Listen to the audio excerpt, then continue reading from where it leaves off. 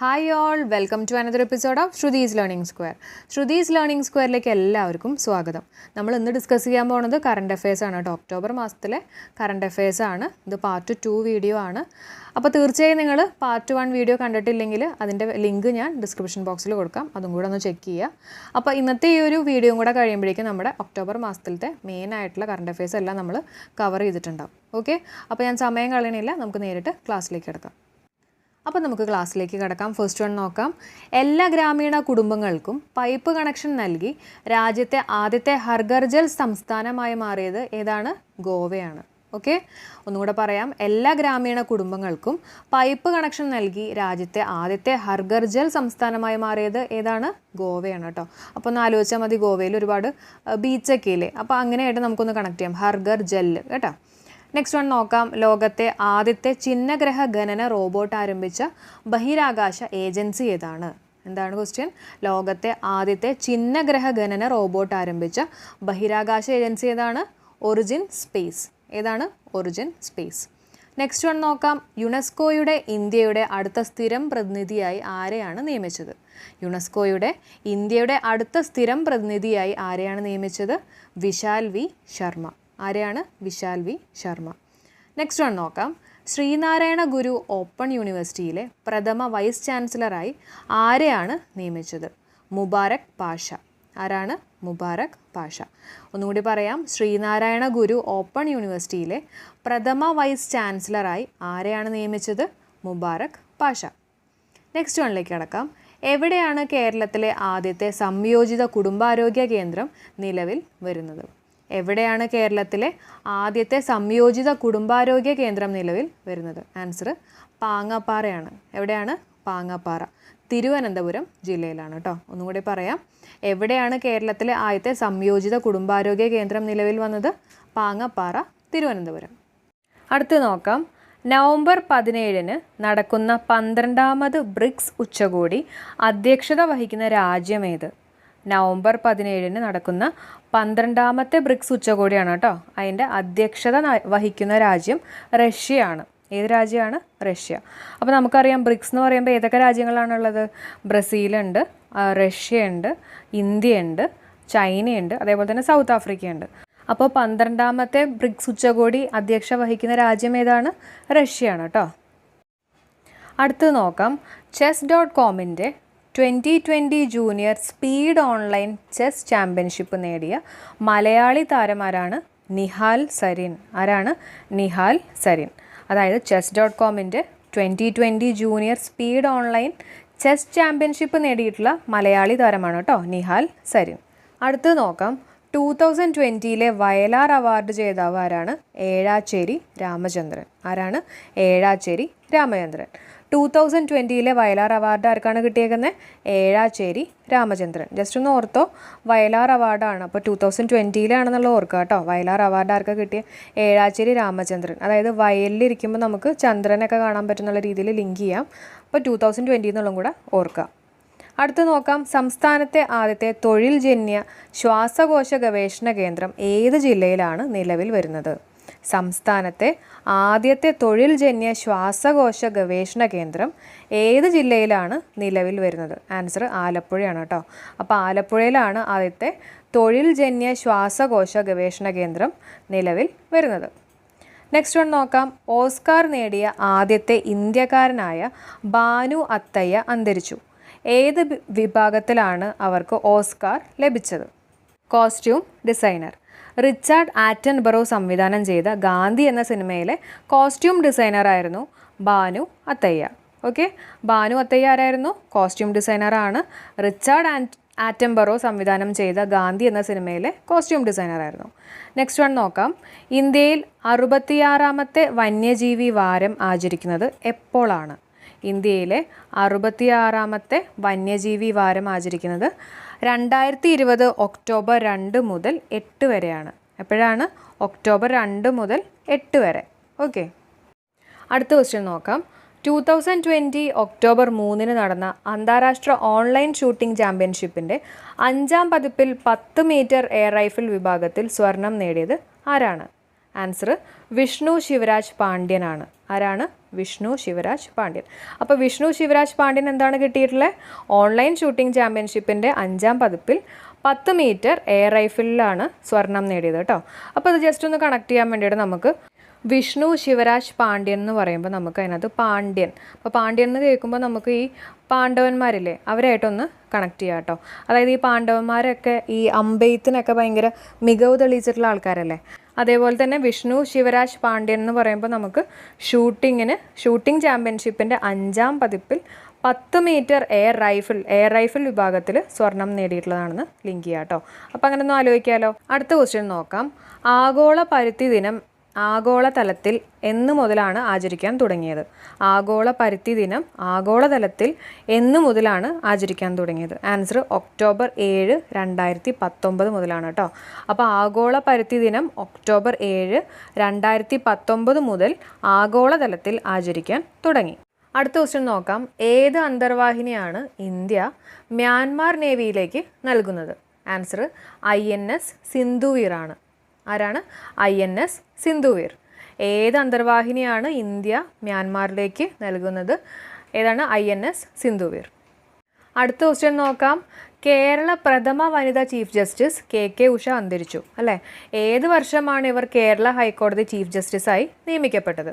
Answer 2000 കേട്ടോ. കേരള പ്രഥമ വനിതാ ചീഫ് ജസ്റ്റിസ് KK ഉഷ അന്തരിച്ചു. ഏത് വർഷമാണ് ഇവർ കേരള ഹൈക്കോടതി ചീഫ് ജസ്റ്റിസായി നിയമിക്കപ്പെട്ടത്? ആൻസർ 2000. പുതിയ റിസർവ് ബാങ്ക് ഡെപ്യൂട്ടി ഗവർണർ ആരാണ്? പുതിയ reserve bank deputy governor M Rajeshwar Rao ആണ്. ആരാണ്? M രാജേശ്വർ റാവു. പുതിയ reserve bank deputy governor M Rajeshwar Rao. അടുത്ത ക്വസ്റ്റ്യൻ നോക്കാം. ഫോബ്സിൻ്റെ 2020 പട്ടികയിൽ ഏറ്റവും കൂടുതൽ പ്രതിഫലം വാങ്ങുന്ന നടി ആരാണ്? ഫോബ്സിൻ്റെ 2020 പട്ടികയിൽ ഏറ്റവും കൂടുതൽ പ്രതിഫലം വാങ്ങുന്ന നടി സോഫിയ വെർഗറയാണ്. ആരാണ്? Sofia Vergara. അടുത്തത് നോക്കാം. ദാരിദ്ര്യ നിർമ്മാർജ്ജനത്തിനുള്ള അന്താരാഷ്ട്ര ദിനം ആചരിക്കുന്നത് എന്നാണ്? ദാരിദ്ര്യ നിർമ്മാർജ്ജനത്തിനുള്ള അന്താരാഷ്ട്ര ദിനം ആചരിക്കുന്നത് ഒക്ടോബർ 17 എന്നാണ്? October 17. The Battle of Belonging എന്ന പുസ്തകത്തിൻ്റെ രചയിതാവ് ആരാണ്? ദ ബാറ്റിൽ ഓഫ് ബിലോങ്ങിങ് ആരുടെയാണ്? ശശി തരൂർ. ആരാണ്? ശശി തരൂർ. അപ്പോൾ ശശി തരൂരിൻ്റെ ആണ് the Battle of Belonging. Next one നോക്കാം. മുൻ പ്രസിഡന്റ് APJ അബ്ദുൽ കലാമിൻ്റെ ജന്മവാർഷികത്തോടനുബന്ധിച്ച് ഏത് വർഷമാണ് ഐക്യരാഷ്ട്രസഭ ഒക്ടോബർ 15 ലോക വിദ്യാർത്ഥി ദിനമായി പ്രഖ്യാപിച്ചത്? ആൻസർ 2010 കേട്ടോ. ഒന്നും കൂടെ പറയാം. മുൻ പ്രസിഡന്റ് APJ അബ്ദുൽ കലാമിൻ്റെ ജന്മവാർഷികത്തോടനുബന്ധിച്ച് ഏത് വർഷമാണ് ഐക്യരാഷ്ട്രസഭ ഒക്ടോബർ 15 ലോക വിദ്യാർത്ഥി ദിനമായി പ്രഖ്യാപിച്ചത്? ആൻസർ 2010. നെക്സ്റ്റ് വൺ നോക്കാം. രണ്ടാമത്തെ ക്വാഡ് വിദേശകാര്യ മന്ത്രി യോഗം ആതിഥേയത്വം വഹിച്ച രാജ്യം ഏതാണ്? രണ്ടാമത്തെ ക്വാഡ് വിദേശകാര്യ മന്ത്രി യോഗം ആതിഥേയത്വം വഹിച്ച രാജ്യം ജപ്പാനാണ്. അടുത്ത് നോക്കാം. കേരളത്തിലെ international institute of advanced virology എവിടെയാണ്? ആൻസർ തോന്നയ്ക്കലാണ്. കേരളത്തിലെ international institute of advanced virology എവിടെയാണ്? തോന്നയ്ക്കൽ. അപ്പോൾ ഒന്ന് കണക്ട് ചെയ്യാൻ വേണ്ടിയിട്ട് ആലോചിച്ചോളൂ. ഈ വൈറോളജി എന്ന് പറയുമ്പോൾ നമുക്ക് വൈറസിനൊക്കെ ആലോചിക്കാം. അപ്പോൾ എല്ലായിടത്തും വൈറസ് ഉണ്ടെന്നുള്ളതൊക്കെ ചില ആൾക്കാരുടെ തോന്നലാണ്. അപ്പോൾ തോന്നയ്ക്കൽ കേട്ടോ. നെക്സ്റ്റ് വൺ നോക്കാം. IIM കോഴിക്കോട് ഗ്രാമീണർക്കായി ലേണിംഗ് ഹബ്ബ് ആരംഭിച്ചത് ഏത് പദ്ധതി പ്രകാരമാണ്? ഉന്നത് ഭാരത് അഭിയാൻ. എന്താണ്? ഉന്നത് ഭാരത് അഭിയാൻ. IIM കോഴിക്കോട് ഗ്രാമീണർക്കായി ലേണിംഗ് ഹബ്ബ് ആരംഭിച്ച ഏത് പദ്ധതി പ്രകാരമാണ്? ഏതാണ്? ഉന്നത് ഭാരത് അഭിയാൻ. അപ്പോൾ ഒന്ന് ആലോചിച്ചോളൂ. ലേണിംഗ് വഴി നമ്മൾ ഉന്നതിയിലേക്കൊക്കെ എത്തും അല്ലേ? അങ്ങനെ ഒന്ന് ആലോചിച്ചോളൂ. ഉന്നത് ഭാരത് അഭിയാൻ. നെക്സ്റ്റ് വൺ നോക്കാം. ഏത് വർഷം മുതലാണ് ഒക്ടോബർ 5 അന്താരാഷ്ട്ര അധ്യാപക ദിനം എന്നറിയപ്പെടുന്ന ലോക അധ്യാപക ദിനം ആചരിച്ചു തുടങ്ങിയത്? 1994. ഏത് വർഷം മുതലാണ് ഒക്ടോബർ 5 അന്താരാഷ്ട്ര അധ്യാപക ദിനം എന്നറിയപ്പെടുന്ന ലോക അധ്യാപക ദിനം ആചരിച്ചു തുടങ്ങിയത്? എപ്പോൾ തൊട്ടാണ്? 1994 മുതലാണ്. ഓക്കെ. അടുത്ത ക്വസ്റ്റ്യൻ നോക്കാം. ഇന്ത്യൻ കോസ്റ്റ് ഗാർഡ് ഏത് വെസലാണ് കൊൽക്കത്തയിൽ കമ്മീഷൻ ചെയ്തത്? ഇന്ത്യൻ കോസ്റ്റ് ഗാർഡ് ഏത് വെസലാണ് കൊൽക്കത്തയിൽ കമ്മീഷൻ ചെയ്തത്? ആൻസർ കർണക്ലത ബറുവ. എന്താണ്? കർണക്ലത ബറുവ. ഓർത്ത് വയ്ക്കുക കേട്ടോ. ഇന്ത്യൻ കോസ്റ്റ് ഗാർഡാണ്. അപ്പോൾ കർണക്ലത ബറുവ. അടുത്ത് നോക്കാം, സമ്പൂർണ്ണ വിഭവ ദുരന്ത മാപ്പിംഗ് തയ്യാറാക്കുന്നതിനുള്ള പ്രൊജക്റ്റ് ആരംഭിച്ച ജില്ല. എന്താണ്? സമ്പൂർണ്ണ വിഭവ ദുരന്ത മാപ്പിംഗ് തയ്യാറാക്കുന്നതിനുള്ള പ്രൊജക്റ്റ് ആരംഭിച്ച ജില്ല എവിടെയാണ്? വയനാടാണ്. അപ്പോൾ എന്താണ് സമ്പൂർണ്ണ വിഭവ ദുരന്ത മാപ്പിംഗ് എന്ന് പറഞ്ഞു കഴിഞ്ഞാൽ? അതായത് ദുരന്ത സാധ്യതയുള്ള പ്രദേശങ്ങളുടെ മാപ്പൊക്കെ തയ്യാറാക്കിയ ഒരു ജില്ലയാണ് വയനാട് കേട്ടോ. ദുരന്ത സാധ്യതയുള്ള പ്രദേശങ്ങളുടെ മാപ്പ് തയ്യാറാക്കിയിട്ടുള്ള ജില്ലയാണ് വയനാട്. അതായത് ഇപ്പോൾ ദുരന്ത നിവാരണ പ്രവർത്തനങ്ങൾക്കൊക്കെ സാങ്കേതിക വിദ്യയുടെ സഹായം ലഭ്യമാക്കി കരുത്ത് നൽകുകയാണ് ഇതിൻ്റെ മെയിൻ ലക്ഷ്യം കേട്ടോ. ഇനി നെക്സ്റ്റ് വൺ നോക്കാം. പൊതുവിദ്യാഭ്യാസ മേഖലയിൽ പൂർണ്ണമായും ഡിജിറ്റലാക്കുന്ന ഇന്ത്യയിലെ ആദ്യത്തെ സംസ്ഥാനമായി മാറിയത് ഏതാണ്? നമ്മുടെ കേരളം തന്നെയാണ് കേട്ടോ. ഏതാണ്? പൊതുവിദ്യാഭ്യാസ മേഖലയിൽ പൂർണ്ണമായും ഡിജിറ്റലാക്കുന്ന ഇന്ത്യയിലെ ആദ്യത്തെ സംസ്ഥാനമായി മാറിയത് കേരളം. നെക്സ്റ്റ് വൺ, മഹാകവി അക്കിത്തം അച്യുതൻ നമ്പൂതിരി അന്തരിച്ചു. അദ്ദേഹത്തിന് ഏത് വർഷമാണ് ജ്ഞാനപീഠ പുരസ്കാരം ലഭിച്ചത്? ഏത് വർഷമാണ്? 2019. അടുത്ത് നോക്കാം, സംസ്ഥാന സിവിൽ സർവീസുകൾക്ക് നേരിട്ട് നിയമത്തിനായി സ്ത്രീകൾക്ക് 33% കോട്ട അംഗീകരിക്കുന്ന സംസ്ഥാനം ഏതാണ്? പഞ്ചാബ്. ഓക്കെ, സംസ്ഥാന സിവിൽ സർവീസുകളിൽ നേരിട്ട് നിയമത്തിനായി സ്ത്രീകൾക്ക് 33% കോട്ട അംഗീകരിക്കുന്ന സംസ്ഥാനം ഏതാണ്? പഞ്ചാബ്. അടുത്ത് നോക്കാം, COVID-19 നേരിടുന്ന മികച്ച സംസ്ഥാനത്തിനുള്ള കേന്ദ്ര ആരോഗ്യമന്ത്രിയുടെ പുരസ്കാരം ഏത് സംസ്ഥാനത്തിനാണ് ലഭിച്ചത്? കേരളത്തിനാണ് കേട്ടോ. COVID-19 നേരിടുന്ന മികച്ച സംസ്ഥാനത്തിനുള്ള കേന്ദ്ര ആരോഗ്യമന്ത്രിയുടെ പുരസ്കാരം ഏത് സംസ്ഥാനത്തിനാണ് ലഭിച്ചത്? നമ്മുടെ കേരളം. നെക്സ്റ്റ് വൺ നോക്കാം, 2020 സമാധാനത്തിനുള്ള നൊബേൽ സമ്മാനം നേടിയതാരാണ്? ലോക ഭക്ഷ്യ പദ്ധതി. നമ്മൾ ഈ നൊബേൽ സമ്മാനത്തിനെ ബേസ് ചെയ്തിട്ടുള്ള ഒരു വീഡിയോ ചെയ്തിട്ടുണ്ട് വിത്ത് കോഡ്സ്. അപ്പോൾ അത് ഐക്കാർഡിൽ ഞാൻ കൊടുത്തിട്ടുണ്ട് കേട്ടോ. അടുത്ത് നോക്കാം, ലോക കന്നുകാലി ദിനം ആചരിക്കുന്നത് October 2. ലോക കന്നുകാലി ദിനം ആചരിക്കുന്നത് എന്നാണ്? October 2. October 2 നമുക്കറിയാം ഗാന്ധി ജയന്തിയും കൂടിയാണ് കേട്ടോ. അടുത്ത് നോക്കാം, ഇന്ത്യ ബംഗ്ലാദേശ് നേവി ഉഭയകക്ഷി വ്യായാമത്തിന് 2ാം പതിപ്പിൻ്റെ പേരെന്താണ്? ബംഗോ സാഗർ. അപ്പോൾ ഇന്ത്യയും ബംഗ്ലാദേശുമാണ് കേട്ടോ. അപ്പോൾ അങ്ങനെ നമുക്കൊന്ന് കണക്ട് ചെയ്യാം, ബംഗോ സാഗർ. അതായത് ഇന്ത്യ ബംഗ്ലാദേശ് നേവികൾ തമ്മിൽ നടക്കുന്ന ഒരു സൈനിക അഭ്യാസമാണ് കേട്ടോ ബംഗോ സാഗർ എന്ന് പറയുന്നത്. നെക്സ്റ്റ് വണ്ണിലേക്ക് കിടക്കാം. 2020 October 8 ഇന്ത്യൻ വ്യോമസേനയുടെ എത്രാമത്തെ അടിസ്ഥാന ദിനമാണ് ആഘോഷിച്ചത്? എന്താണ് ക്വസ്റ്റ്യൻ? 2020 October 8 ഇന്ത്യൻ വ്യോമസേനയുടെ എത്രാമത്തെ അടിസ്ഥാന ദിനമാണ് ആഘോഷിച്ചത്? 88 കേട്ടോ. October 8 88. October 8 ഇന്ത്യൻ വ്യോമസേനയുടെ എത്രാമത്തെ അടിസ്ഥാന ദിനമാണ്? 88. നെക്സ്റ്റ് വൺ നോക്കാം, യാത്രക്കാരുടെ ആവശ്യപ്രകാരം എവിടെയും നിർത്താൻ KSRTC അവതരിപ്പിച്ച സേവനത്തിൻ്റെ പേരെന്താണ്? ജനത. എന്താണ്? ജനത. യാത്രക്കാരുടെ ആവശ്യപ്രകാരം എവിടെയും നിർത്താൻ KSRTC അവതരിപ്പിച്ച സേവനത്തിൻ്റെ പേരെന്താണ്? ജനത. അപ്പോൾ യാത്രക്കാരുടെ ആവശ്യമല്ലേ, അപ്പോൾ ജനതയുടെ ആവശ്യം എന്നുള്ള രീതിയിൽ, അപ്പോൾ ജനതയായിട്ട് നമുക്കിവിടെ കണക്ട് ചെയ്യാം. നെക്സ്റ്റ് വൺ നോക്കാം, കേരള സംസ്ഥാനത്തെ ആദ്യത്തെ മെഗാ ഫുഡ് പാർക്ക് എവിടെയാണ് പ്രവർത്തിക്കാൻ തുടങ്ങിയത്? കേരള സംസ്ഥാനത്തെ ആദ്യത്തെ മെഗാ ഫുഡ് പാർക്ക് എവിടെയാണ് പ്രവർത്തിക്കാൻ തുടങ്ങിയത്? ആൻസർ കഞ്ചിക്കോടാണ് കേട്ടോ. അപ്പോൾ ഒന്ന് ഓർക്കാൻ വേണ്ടിയിട്ട്, ഫുഡ് പാർക്ക് അല്ലേ, അപ്പോൾ ഫുഡ് നമുക്ക് കഞ്ഞിയൊക്കെ ആയിട്ട് കണക്ട് ചെയ്യാം, കഞ്ചിക്കോട്. അടുത്ത് നോക്കാം, 2020 എത്രാമത്തെ അന്താരാഷ്ട്ര വേസ്റ്റ് ദിനമായിട്ടാണ് ആചരിച്ചത്? എത്രാമത്തെയാണ്? 3ാമത്തെ. ഓക്കെ, 2020 എത്രാമത്തെ അന്താരാഷ്ട്ര വേസ്റ്റ് ദിനമായിട്ടാണ് നമ്മൾ ആചരിച്ചത്? 3ാമത്തെ.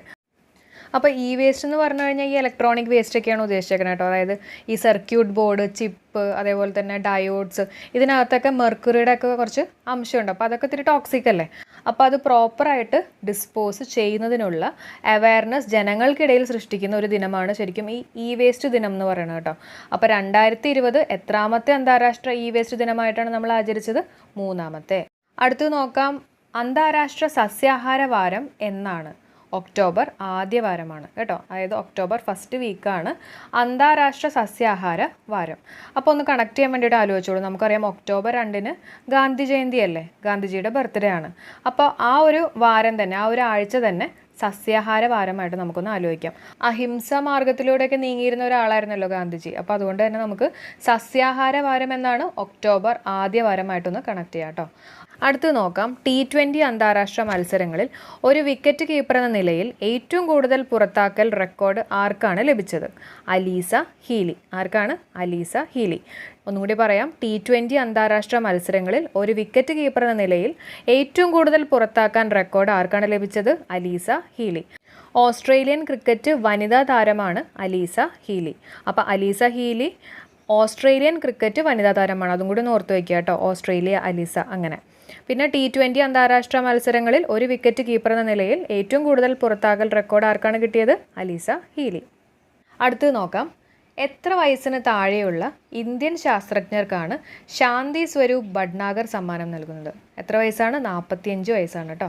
എത്ര വയസ്സിന് താഴെയുള്ള ഇന്ത്യൻ ശാസ്ത്രജ്ഞർക്കാണ് ശാന്തി സ്വരൂപ് ഭട്നാഗർ സമ്മാനം നൽകുന്നത്? എത്ര വയസ്സാണ്? 45 വയസ്സ്. 7 മേഖലകളിലെ മികച്ച ഗവേഷണങ്ങൾക്കാണ് ഈ ഒരു സമ്മാനം നൽകുന്നത്.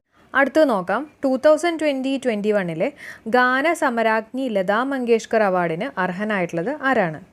ആൻസർ ഉമാ മങ്കേഷ്കർ ആണ് കേട്ടോ. 2020-21 ഗാന സമരാജ്ഞി ലതാ മങ്കേഷ്കർ അവാർഡിന് അർഹനായിട്ടുള്ളത് ആരാണ്? ഉമാ മങ്കേഷ്കർ. അപ്പോൾ നമുക്കറിയാം ലതാ മങ്കേഷ്കറിൻ്റെ അനിയത്തിയാണ് ഉമാ മങ്കേഷ്കർ. അപ്പോൾ ഒക്ടോബർ മാസത്തിലെ കറണ്ട് അഫയേഴ്സ് ഇവിടെ തീരുകയാണ്. നാളെ തൊട്ട് നമുക്ക് സെപ്റ്റംബർ മാസം സ്റ്റാർട്ട് ചെയ്യാം. അപ്പോൾ തീർച്ചയായും നിങ്ങളിതൊന്ന് റിപ്പീറ്റ് ചെയ്ത് കേൾക്കുക കേട്ടോ. റിപ്പീറ്റ് ചെയ്ത് കേട്ട് എന്തായാലും നിങ്ങളുടെ മെമ്മറിയിലേക്ക് ഇത് വന്നോളും. ഓക്കെ, അപ്പോൾ ബൈ ഹാർട്ട് ഒന്നും പഠിക്കേണ്ട, ജസ്റ്റ് റിപ്പീറ്റ് ചെയ്ത് കേൾക്കുക. എന്തെങ്കിലും ജോലി ചെയ്യുമ്പോഴോ അല്ലെങ്കിൽ എവിടെയെങ്കിലുമൊക്കെ ട്രാവൽ ചെയ്യുമ്പോഴോ നിങ്ങൾ ജസ്റ്റ് ഹെഡ്സെറ്റ് യൂസ് ചെയ്തിട്ട് ഇതൊന്ന് കേട്ട് നോക്കുക. തീർച്ചയായും നിങ്ങൾക്ക് ഓർമ്മയുണ്ടാവും. അപ്പോൾ ഇന്നത്തെ ഈ ഒരു വീഡിയോ നിങ്ങൾക്ക് യൂസ്ഫുൾ ആയിട്ട് തോന്നിയിട്ടുണ്ടെങ്കിൽ നിങ്ങൾ തീർച്ചയായും ലൈക്ക് ചെയ്യുക. ഇഷ്ടപ്പെട്ടിട്ടില്ലെങ്കിൽ ഡിസ്ലൈക്ക് ചെയ്യുക. അതേപോലെ തന്നെ നിങ്ങളുടെ അഭിപ്രായങ്ങളൊന്ന് കമൻറ്റ് ചെയ്യുക കേട്ടോ. അപ്പോൾ നമുക്ക് നാളെ കാണാം. Till then bye.